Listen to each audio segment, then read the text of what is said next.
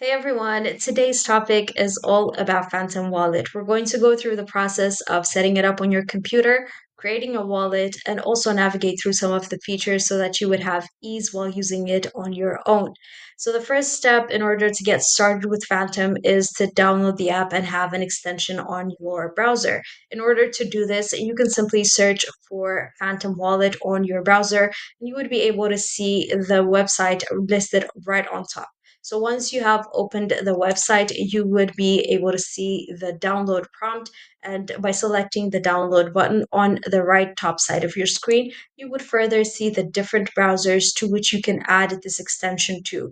So on this step, please make sure that you are selecting the correct browser in order to ensure the compatibility. And since I am using a Chrome browser, I'll go ahead and select Chrome. So this further guides me to a Chrome web store from where I can download my Phantom extension. By selecting Add to Chrome, I will further get a pop-up notification just to confirm. So since I do want the Phantom extension, I will select Add extension and confirm, and that will finalize the process of downloading the app and add an extension to my browser.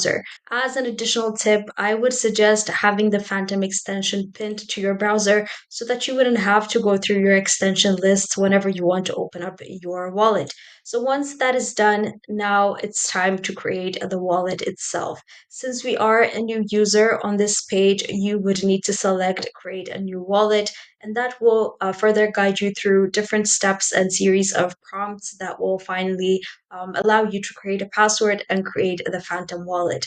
On this step, you will select create a seed phrase wallet, and that will provide you with the option to create the password for your wallet. Once you have created your password, you would need to agree to the terms of service. And by clicking on this box here, you would be able to confirm and proceed to the next step. And on the next step, you would be receiving a secret recovery phrase. And remember, this is a very important thing, so make sure you copy and save it somewhere safe, and also make sure you do not give it to somebody else. So by clicking here, you would be able to confirm that you've saved your recovery phase and proceed to select continue, and that will finalize your process of creating the wallet. So by opening up your extension, entering your password, and selecting unlock, you would be able to officially log into your Phantom wallet.